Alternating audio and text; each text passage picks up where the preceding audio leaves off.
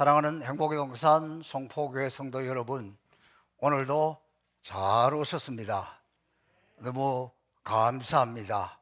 예배를 통해서 하나님의 만지심, 은혜가 충만하시기를 주님의 이름으로 축복합니다. 날씨가 영하로 내려가는 추운 날씨가 되었습니다. 날씨가 추울 때 우리의 영은 좀 더 뜨거워지고, 우리의 기도는 좀 더 뜨거워지고, 우리의 예배가 좀 더 뜨거워지고, 하나님을 향하는 저와 여러분의 열망이 더 뜨거워지시기를 주님의 이름으로 축복합니다. 지난 주간에 많은 일들이 있었습니다. 우리 김정원 집사님 장례식을 했습니다. 김정원 집사님은 아주 키도 크고 멋있는 분, 우리 교회 자리를 빛내주셨는데, 제가 응암교회 부목사 시절부터 지금까지 30년을 함께 하신 분입니다. 서울에서 노르메까지 주일마다 와서 예배 드린다는 것 쉽지 않았을 텐데, 금년에 쓰러지기 전까지는 열심히 와서 함께 예배를 드렸습니다. 저는 이분의 장례를 집례하면서 다비다, 즉 도르가가 생각이 났습니다. 도르가가 죽었을 때 많은 사람들이 찾아와서 슬피 울면서, 어떤 사람은 겉옷을, 어떤 사람은 속옷을, 어떤 사람은 양말을, 어떤 사람은 손수건을 꺼내면서 우리를 위해서 도르가가 이렇게 만들어 주었다, 우리가 도르가의 사랑을 이렇게 받았다, 그러면서 베드로에게 어떻게 해서라도 이 사람 살려주세요 했던 그 모습이 떠올랐습니다. 왜냐하면 우리 김 집사님은 저에게 도르가와 같았습니다. 저보고, 목사님이 옷을 멋있게 잘 입는데 패션의 완성은 남자는 구두입니다. 그래서 구두를 널리 갖다 줘요. 패션의 완성은 벨트입니다. 나 아무거나 하고 다니는데 벨트를 이렇게 갖다 주세요. 그래서 제가 알았습니다. 이 벨트, 구두, 이것이 마지막을 장식하는구나 알았습니다. 때로는 골프에 옷을 갖다 주기도 하고, 또 모자를 갖다 주기도 하고, 사랑을 많이 베풀어 주었습니다. 그리고 참으로 감사한 것은 30년 저와 함께 했는데, 마지막 하는 장례식을 제가 집례하게 되어서 또 너무나 감사하고 감사했습니다. 솔직히 이야기하면 저는 제가 은퇴하고도 한참 더 살 줄 알았지. 그렇다고 여러분도 제가 은퇴하기 전에 돌아가시라는 이야기가 아니에요. 그랬던, 오랫동안 같이 했던 분인데 제가 이렇게 장례를 하게 되어서 또 너무 감사했습니다. 이번에 저는 많은 것을 생각하게 되었고, 오랫동안 함께 하셨던 분들, 이렇게 또 한 분 가시는구나, 가리라 그런지 더 많은 생각을 하게 되고, 나도 하나님 앞에 어떻게 설 것인지, 내 남은 인생은 하나님 앞에 어떻게 살 것인지 다시 돌아보는 시간을 가졌습니다.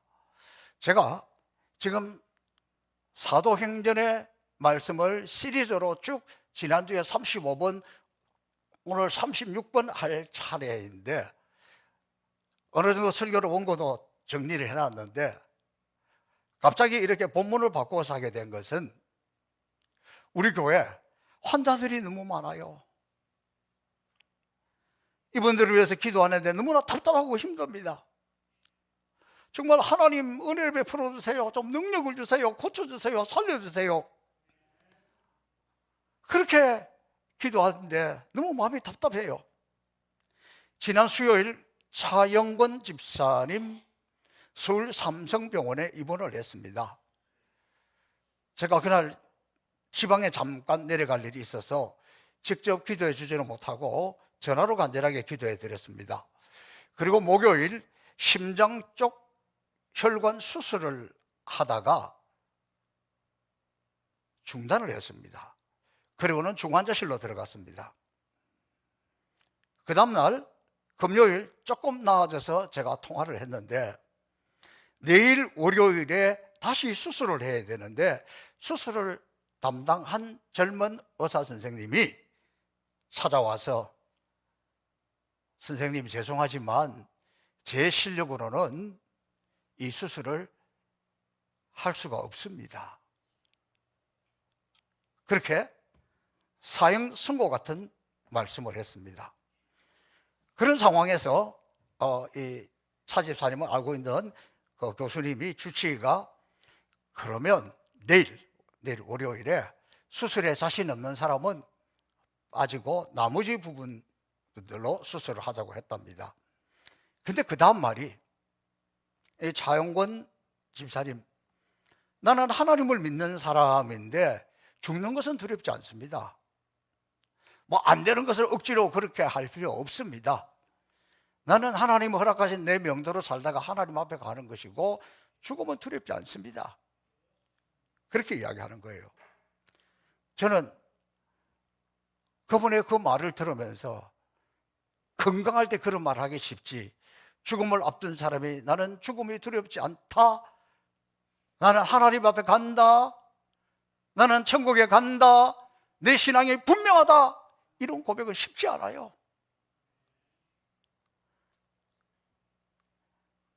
지난 목요일 점심 식사 후에는 성기순 권사님이 암이 많이 퍼졌는데 요양원에 있다가 집으로 왔다길래 신방을 갔습니다.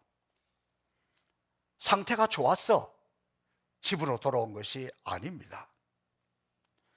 우리 전희경 집사님 역시 지금 상태가 아주 좋지 않습니다.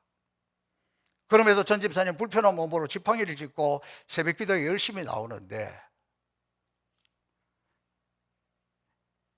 지난주 금요일 이렇게 이제 못 나왔더라고요.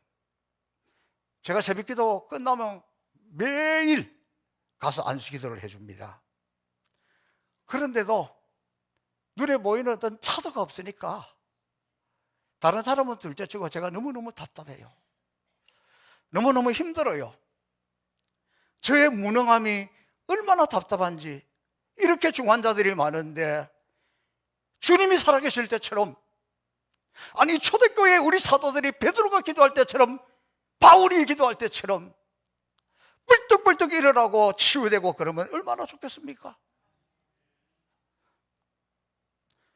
제가 우선 먼저 회복되고 능력을 받아야 되겠다는 생각이 앞설 뿐입니다. 이 답답한 마음으로 이번 주일 이 말씀을 준비했습니다. 오늘 이 말씀은 사랑하는 딸의 치명적인 질병 앞에, 아니 사랑하는 딸의 죽음 앞에 통곡하는 야이로를 찾아오시는 주님, 그 딸이 주인공이 아니고 그 아버지가 주인공이 아니고 주님이 그 통곡하고 있는 현장으로 찾아오신 장면에 여러분이 귀를 기울이시기를 바랍니다. 오늘 이 바로 주님이 오늘 말씀을 통해서 저와 여러분에게도 구체적으로 찾아오셔서 우리에게도 이런 역사, 우리에게도 이런 기적, 우리를 이렇게 만들어주는 은혜가 있기를 축복합니다. 오늘 이 본문은 예수님이 갈릴리 호수 동편 그라사 지역에 있었습니다. 그런데 다시 서편 가버나움 지역으로 예수님이 배를 타고 건너오는 장면입니다. 사람들은 갈릴리 호수가 너무 커서 바다라고 불렀습니다. 왜 예수님께서 그라사에서 바다를 건너 가버나움으로 건너오시냐 그러면, 가버나움의 해당장 야이로의 12살 난 외동딸이 병에 걸려 죽게 되었기 때문입니다. 해당장 야이로 금쪽같이 여기는 외동딸이 병들어 죽게 되었습니다. 여러분은 이때 이 야이로의 심정을 이해하시겠습니까? 저는 우리 딸이 4살인가 5살인가 약간 위험했을 때 그때 장면이 떠올랐습니다. 그러나 이 본문하고는 비교되지 않습니다. 며칠 전에 무교에서 목회하는 친구 목사로부터 딸이 자궁경부암 3기 B 판정을 받아서 우리 동기들에게 기도 부탁을 해왔습니다. 3기는 들어봤는데 3기 B는 제가 처음 들어봤습니다. 이 기도의 제목을 받은 딸 은미의 아버지 친구 목사뿐만이 아니고 다른 친구들이 모두가 내 딸이 그런 것처럼 마음 아파하고 같이 눈물 흘리며 지금 함께 기도하고 있습니다. 사실 제 동기 목사님들 중에서 이미 여러 질병으로 주님 앞에 간 친구들이 많습니다. 또 뭐 남아있다고 해서 그렇게 건강한 친구도 별로 없습니다. 저보고 제일 건강하다 그러는데 금방 그렇지 속은 골았습니다. 당뇨도 있고 척추에도 협착이 오고, 목회한다는 것이 얼마나 많은 스트레스와 고통이 뒤따르는지 다 병을 달고 살고 있습니다. 그래서 누가 천국 갔다 그래도 아이고 또 갔는가 보다 이러지 좀 덤덤해요. 수원에서 나름대로 제법 큰 교회에서 목회하는 동기가 오늘 아침에 이렇게 글을 올렸습니다. 금년 들어서 특별히 담임 목사하는 후배들이 목회를 그만두는 것이 너무 많다. 후배들이 걱정된다. 그렇습니다. 우리도 본인들의 병은 자연스럽게 알게 되지만 자녀들이 아픈 것은 알지 못해서 그래도 잘 모르고 지냈는데, 미국에 있는 친구가 딸의 소식을 전해왔을 때 모두가 자기 딸인 것처럼 지금 마음 아파하고 그렇게 기도하고 있습니다. 지금 가버나움의 회당장 나이로의 12살 난 땅이 이 외동 딸이 죽을 병에 걸려서 죽어가고 있는데, 이 부모의 심정 얼마나 다급하겠습니까? 저는 예수님에게 달려온 사람이 아이의 엄마가 아니고 아버지인, 아빠인 야이로가 달려갔다는 것에 눈길이 갔습니다. 왜 그랬을까? 제 추측에는 아무래도 그 안에 아이의 엄마는 지금 죽어가는 딸을 끌어안고 초죽음 상태이지 않을까, 그리 짐작이 됩니다. 어지간하면 아이를 살리는 일이라면 본능적으로 아빠보다는 엄마가 달려오는 텐데, 더욱이 당시 회당장 신분상 쉽게 예수님 앞에 나설 수 있는 게 아니에요. 예수님의 그때 당시 신분이 지금 우리가 믿는 그런 예수님이 아니에요. 단지 목수이라든 노총각 하나가 좀 이상한 행동을 한다, 그 정도예요. 니고데모가 찾아올 때도 낮에 찾아왔습니까? 아니에요. 밤에 찾아왔습니다. 사람들의 눈을 피해서. 어쩌면 지금 이 회당장도 그럴는지 모릅니다. 그래서 당시 회당장이 나사렛 예수에게 나아갔다는 그 자체만 해도 엄청난 사건입니다. 당시 지도자된 회당장 야이로가 그 나사렛 예수를 향해서 달려가고 예수님 앞에 가서는 그 발 앞에 팍 엎드려서 간구했습니다. 얼마나 놀라운 일입니까? 당시 회당장은 그 지역의 종교 지도자요, 영적인 지도자요, 그 지역을 이끌어가는 지도자였으며 모든 사람들로부터 존경받고 또 그 사람들을 이끌어가는 위치에 있습니다. 회당장 야이로는 사람들이 어려움을 당하면 상담해 주었고, 병들었으면 치유 기도를 해 주었고, 낙심한 자에게는 용기를 주었던 사람입니다. 그런데 정작 자기 자신의 딸이 병들어 죽게 되었을 때 어찌해야 합니까? 당시에 가장 좋은 약을 먹여도 소용없고 어떤 의사도 그 일을 감당할 수가 없습니다. 이제 방법이 없습니다. 죽어가는 딸 앞에 아무것도 할 수 없는 자신의 무능력이 한스러울 따름입니다. 어쩌면 주변에 있는 다른 사람들은 우리를 위해서 기도하고 예배를 인도하고 하나님 앞에 서 있는 사람이니까 하나님이 특별히 어떻게 봐주지 않겠나? 그런 기대를 가지고 있을는지도 모릅니다. 그런데 죽어가는 딸 앞에 절망하고 좌절할 수밖에 없잖아요. 이때 이 야이로가 예수님에게 갈 때 신분, 자기 형편을 생각해서 느긋하게 걸어갔을까요? 아니면 뛰어갔을까요? 아마도 앞뒤 안 가르고 정신없이 달려갔을 거예요. 그런데 가만히 보니까 가버나움은 갈릴리 호수가에 있는 동네입니다. 그런데 지금 예수님은 그라사에서 배를 타고 건너오고, 야이로는 자기 동네에서 약간 해변 쪽으로 나갔습니다. 누가 멀리서 왔습니까? 그런데 오늘 이 성경을 보면 재미있는 장면이 나와 있습니다. 이때 예수님이 먼저 와서 그 호숫가에 서 있는 거예요. 이때 예수님의 심정은 어땠을 것 같습니까?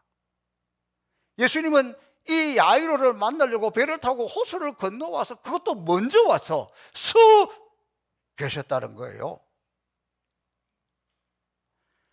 예수님은 통곡 속에 좌절하고 있는 야이로를 기다리느라고 미리 와서 서서 기다리고 있던 거예요. 우리는 하나님이 안 보인다고, 욥도 그랬습니다. 하나님, 내가 앞으로 가도 아니 계시고 뒤로 봐도 아니 계시고, 하나님 왼편에서 일하시나 내가 만날 수 없고 오른편에서 돌이키시나 배울 수 없군요. 동서사방에 하나님 안 보입니다. 고난 속에 그랬어요.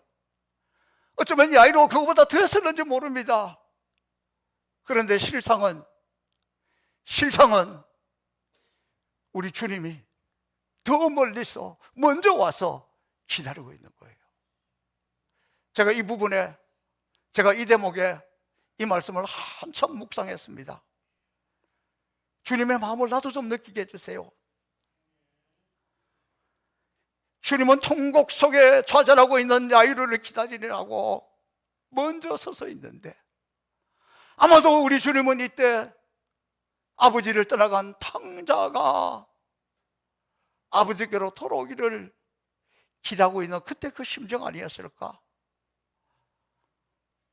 아마도 주님의 그 심장을, 또 그 마음을 표현하자면 이랬을 것 같아요. 어서 돌아오,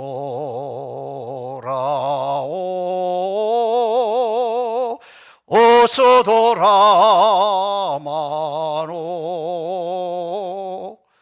우리 주는 날마다 기다리신다오.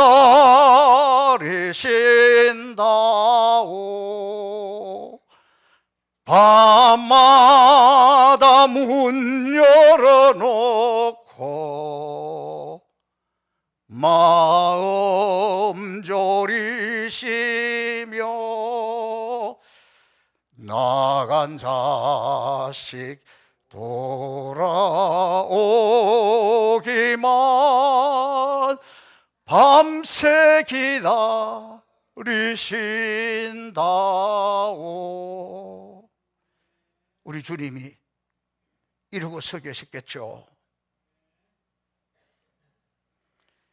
지금 주님께서 바로 이 영적 아비의 마음으로 죽어가는 딸을 살리기 위한, 그래서 주님을 찾아오고 있는 그 야이로를 애타게 목 놓아 기다리고 있는 것입니다.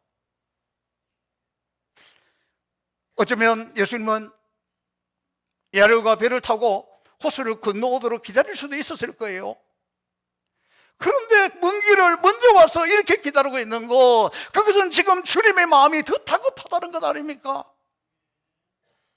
왜 예수님이 먼저 호수를 건너와서 있겠습니까? 사람은 눈물을 흘리며 달려와도 어느 정도 시간이 지나면 눈물이 식어버립니다. 오다가 눈물도 식고 믿음도 식어버릴 수 있습니다. 그래서 주님은 야이로의 믿음이 식지 않을 거리, 눈물이 마르지 않을 거리, 거기까지 먼저 와서 기다리고 있던 거예요. 저는 오늘 일부 예배 드릴 때에 이 찬양과 이 말씀, 이 부분을 전할 때 눈물이 앞을 가려 설교하기 어려웠습니다. 마음이 벅차올라서 눈물이 나와서 설교하기를 주저했습니다. 근데 2부 시간에는 벌써 좀 말라버렸네요. 이게 인간이에요. 그래서 주님은 그 눈물이 마르지 않게, 그 믿음이 식지 않는 것, 모처럼 뜨거운 눈물이 나오는 그 그것을 주님은 보고 싶은 거예요. 그래서 주님이 먼저 와서 기다린 거예요. 그만큼 주님의 마음이 더 다급하다는 거예요. 지금 호숫가에 수많은 사람들이 모여 있었지만 예수님은 보통 때처럼 그들을 가리키거나 말씀을 전하지 않고 그냥 서 있었던 거예요. 그냥. 주님은 지금 그 허다한 무리 속에서 사랑하는 내 아들 야이로야, 언제 도착하려나 그렇게 기다리고 있습니다. 내 아들아 달려오라. 오다가 눈물이 멈추지 말고 걸음이 멈추지 말고 빨리 달려오기를 주님은 그렇게 기다리고 있습니다. 어쩌면 주님은 야이로에게 믿음을 주기 위해서 그의 사랑하는 딸을 치신 것이고, 어쩌면 딸이 죽을 때가 되어야만 달려오기 때문에 그랬지 않았을까도 생각해 봅니다. 달려온 회당장 야이로, 이때는 그 예수님 앞에 체면이고 뭐가 없습니다. 달려와가지고 그 예수님의 발 앞에 엎드려 사회적 신분, 나이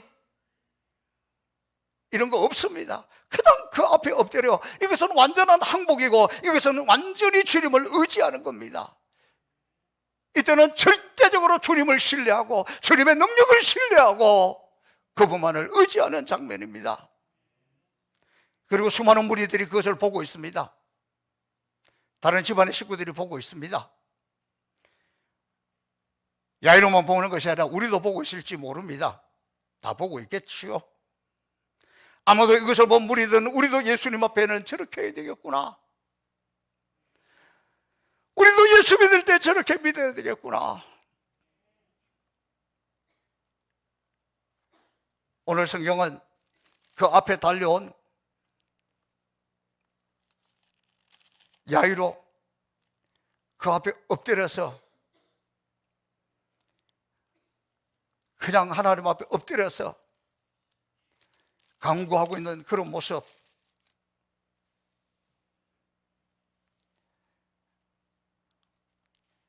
애절하고 통곡 가운데 터져나오는 시름 같습니다.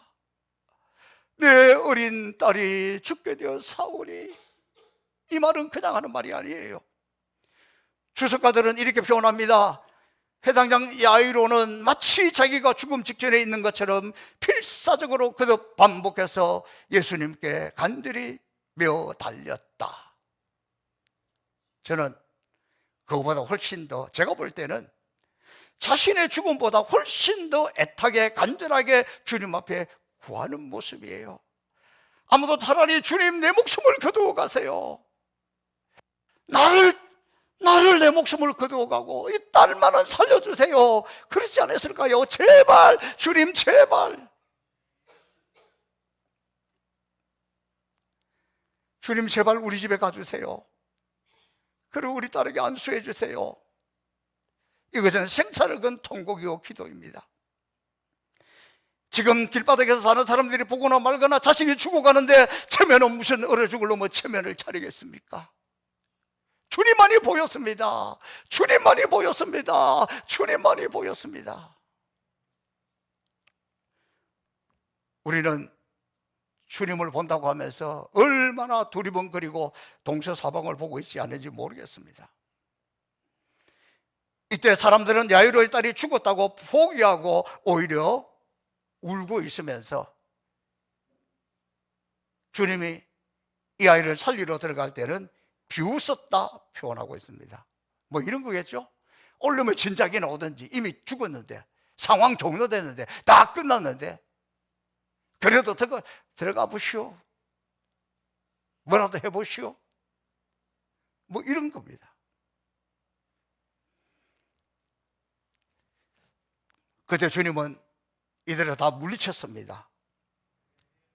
그리고 그 자리에는 베드로, 야고보, 요한, 믿음이 없는 사람들, 비아냥거리는 사람들은 다 물러거라 보내고 베드로, 야고보, 요한, 그리고 그 부모들을 데리고 그곳에 가서 간절히 주님은 기도하면서 그 아이의 손을 잡고 달리다 쿰, 소녀야 일어나라. 그런데 그 소녀가 벌떡 일어났습니다. 하나님의 능력과 하나님의 역사와 하나님의 기적과 하나님의 임재가 임하는 곳에는 이렇게 절대적으로 신뢰하는 사람들, 믿음으로 하나가 된 사람들, 기도가 하나가 된 사람들, 숫자가 많고 적음에 있는 것이 아니라 이 진짜들을 통해서 하나님의 기적과 역사가 일어난다는 것을 우리에게 보여주고 있습니다. 또 한편 생각하면 주님이라면 그냥 그곳에서 너무 걱정하지 마라, 내 믿음이 너를 살렸다, 그래도 살아났을 거예요. 오지 않으셔도. 주님은 왜 야이로가 이렇게 뛰어오도록, 주님은 왜 야이로가 이렇게 엎드리도록, 주님은 왜 야이로가 이렇게 통곡하며 기도하도록 내버려두고 기다렸습니까? 왜 그 집에까지 갔습니까? 꼭 그래야만 되는 건 아니잖아요. 왜 그랬을까요? 거기에 대한 힌트는 에스겔 36장에 보면 하나님께서 폐허가 된 이스라엘을 향해서 이렇게 말씀하십니다. 무너진 이스라엘을 내가 회복하겠다. 반드시 이루겠다.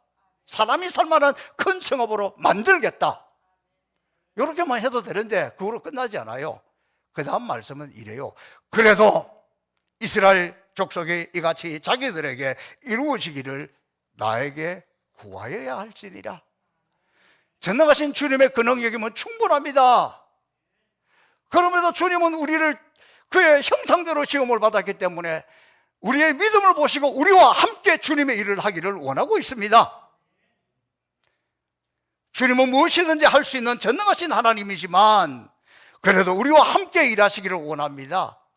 그래도 우리가 함께 기도하기를 원합니다. 그래도 주님은 주님과 내가 원팀이 되어 한 팀이 되어 일어나시기를 기다리고 있다는 겁니다. 그것은 야이로에게 믿음을 주시기 위함이었습니다. 사람들에게 확실한 증거를 보여주기 위함이었습니다. 주님의 이 의도, 주님의 이 마음을 우리가 볼 수 있기를 바랍니다. 오늘 주님은 왜 이 본문의 말씀을 우리에게 주십니까? 지금 여러분이 당한 어려움, 혹시라도 이 이야기를, 남의 이야기를 듣고 계십니까? 주님은 지금 나를 찾아오기를 원합니다. 지금 눈에 보이는 것만으로도 힘들다고 탄식하지 말고 영의 눈을 떠서 지금 주님이 나에게 원하는 것이 무엇인지를 볼 수 있으면 좋겠습니다. 너의 고통, 너의 질병, 너의 문제, 너의 탄식, 우리 주님은 다 보고 있습니다. 지금 이때야말로 우리가 야이로처럼 주님 앞에 엎드려 통곡하며 기도해야 될 때입니다. 우리 성도들 가운데 이런 중환자가 많고 이런 어려움이 많고 생사를 넘나들고 있는데 우리 교회에 그런 분이 있었어? 남의 이야기처럼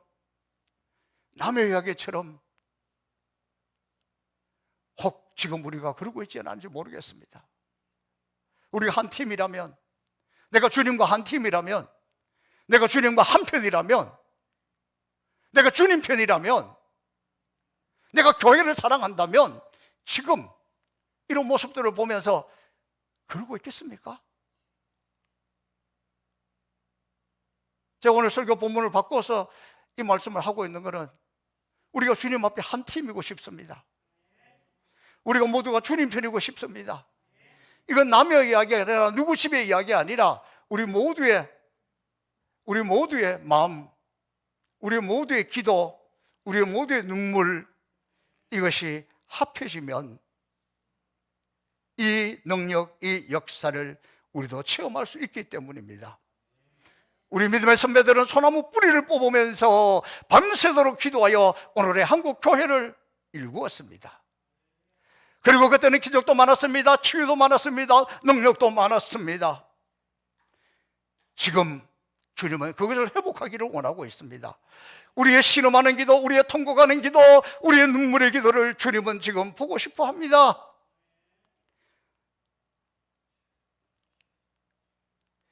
어쩌면 주님이 지금 시간을 끌고 있는 것처럼 보이지만 실제로는 주님의 마음이 회당장 야이로보다 더 다급하여 주님이 먼저 갈릴리 호수를 건너와서 서 기다리는 것처럼 주님이 내 앞에 그렇게 서 있다는 것을 볼 수 있기를 바랍니다.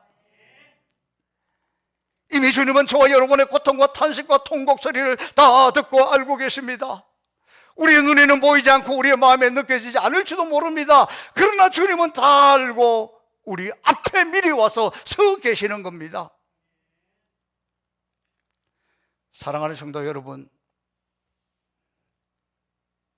우리가 무엇 때문에 고민하고 무엇에 목숨을 걸고 무엇 때문에 죽기 살기로 애를 쓰고 있습니까?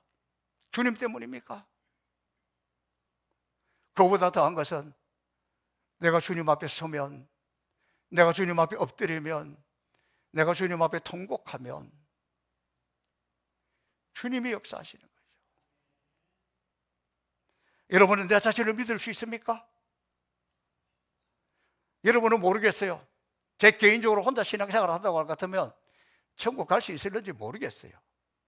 목사니까, 여러분을 위해서 기도하니까, 여러분과 한 팀이니까 날마다 신앙을 회복하고 또 살아나고 또 살아나서 이렇게 가는 거지, 혼자 어렵습니다.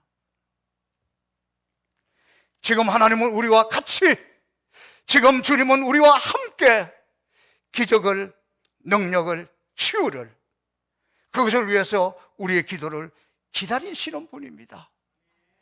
우리가 하나가 되어서 함께 한다면, 우리가 하나가 되어서 엎드린다면 주님, 야이로를 찾아가서 먼저 서 있는 것처럼 우리 앞에 서 계시는 주님, 모든 일을 마다하고 지금 내 앞에 서 계시는 주님, 나를 치료해 주시기로, 나를 고쳐주시기로, 나를 살려주시려고, 내 인생의 이 문제를 해결해 주시려고, 내 문제, 고통 해결해 주시려고 주님 내 앞에 서서 기다리는 것을 영의 눈으로 다시 한번 바라보고, 그 주님의 손 붙잡고, 주님요, 이 손을 꼭 잡고 갔었어.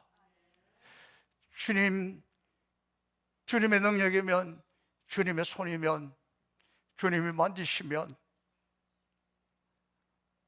오늘 이 시간 다 함께 일어나서 내 앞에 계시는 주님 앞에 우리가 일어나서 주님, 내 이 고통을, 내 이 병든 몸을, 내 인생의 문제를 주님 앞에 내려놓습니다. 주님, 나 만져주세요. 주님, 나 고쳐주세요. 주님, 나 치료해주세요. 주님, 나 살려주세요. 우리 다 함께 일어나서 오늘 지금 내 앞에 계시는, 나보다 다급한 마음으로 나를 고치기 원하시는 그 주님 앞에 우리가 주여 삼창하고 통성으로 한번 기도하겠습니다.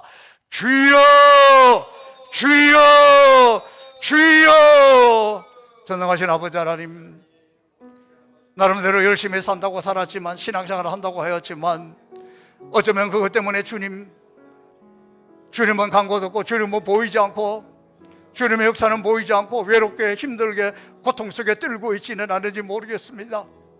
이 질병 앞에, 이 고통 앞에 왜 주님은 나를 보지 않으시는지, 주님은 나를 왜 외면하시는지, 어쩌면 투정 부르고 있는 우리가 아닌지, 주님이 나를 사랑하신다면 왜 나를 이 고통 속에, 왜 나를 이 비투성이 가운데 몰아넣는지 깨닫지 못한 우리를 오늘 믿음의 눈을 열고 영의 눈을 열어서 내가 주님 앞에 서기를 원합니다. 내가 아버지 앞에 서기를 원합니다. 나보다 먼저 하시고 내 고통을 하시고 내 탄식을 하시고 내 눈물을 하시고 내 앞에 서 계시는 주님, 주님여, 이 손을 꼭 잡고 가소서. 주님의 능력의 손으로 우리를 만져 주옵소서. 주님의 권능의 손으로 우리를 어루만져 주옵소서. 주님이 원하시면 주님의 눈빛과 우리의 눈빛이 마주치면 역사가 일어날 것을, 치유가 일어날 것을, 기적이 일어날 것을 믿습니다. 아버지, 이 시간 역사하여 주옵소서. 사랑하는 주님, 우리가 세상 사는 것이 분주하여서 안타깝고 다급한 마음으로 달려와서 내 앞에 서 계신 주님을 알아보지 못했습니다. 이 시간 영의 눈을 떠서 두는 무릎뜨고 두 팔 벌려 나를 붙드시려고, 나를 안아주시려고 서 계시는 주님을 바라봅니다. 주님 아시지요 내 고통, 주님 아시지요 내 질병, 주님 아시지요 내 인생의 이런 문제들, 경제적인 문제, 자녀 문제, 주님 아시지요. 주님이 만지시면, 주님이 역사하시면 능히 해결될 줄로 믿습니다. 이 시간 내가 나사렛 예수의 이름으로 명하는 우리 성도들을 붙들고 있는 모든 병만은 떠나갈지어다. 모든 어둠의 영들과 악한 영들은 예수 이름 앞에 떠나갈지어다. 모든 저주는 예수 이름 앞에 떠나갈지어다. 우리의 마음의 상처는 예수 이름 앞에 씻음 받을지어다. 깨끗함을 받을지어다. 주여 믿습니다. 내 믿음대로 될지어다. 주님 만져주시고, 주님 치유하여 주시고, 주님 고쳐주시고, 주님 살려주실 것을 믿습니다. 이제는 주 예수 그리스도의 은혜와 하나님 아버지의 그 크신 사랑과 성령님의 감화 감동 교통하심이 오늘 주님 앞에 서기를 원하는, 주님의 능력, 주님의 권세를 믿고 주님과 한 팀이 되어 주의 은혜 속에 가기를 원하는 우리 주 예수 그리스도의 그 놀라운 사랑 덧입기를 원하는 우리 행복의 성복교회 모든 성도들과 저들의 가정과 자녀와 생업과 나아가는 모든 발걸음 위에,